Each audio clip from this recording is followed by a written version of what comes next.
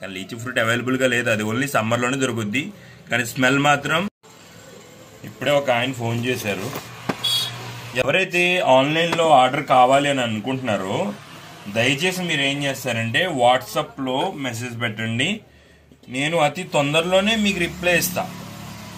మీరు కూడా కాల్ చేస్తుంటే నాకు లోకల్ బేరాలు ఎవరైతే ఉంటారో వాళ్ళు కాల్ చేస్తున్నా కూడా నేను రిసీవ్ చేసుకోలేకపోతున్నాను అనమాట. కొంచెం అర్థం చేసుకుంటారని అనుకుంటున్నా.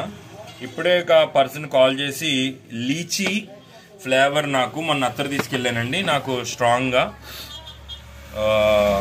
లీచీ స్ప్రే రూపంలో కావాలి అని అడగడం అయితే జరిగింది. ఇప్పుడు అదే మేకింగ్ చేస్తున్నాను. మీకు లీచీ ఫ్లేవర్ ఎలా ఉంటుందంటే బాగా స్వీట్ అనమాట, బాగా స్వీట్గా ఉంటుంది. టైమింగ్ కూడా చాలా ఎక్కువసేపు ఉంటుంది.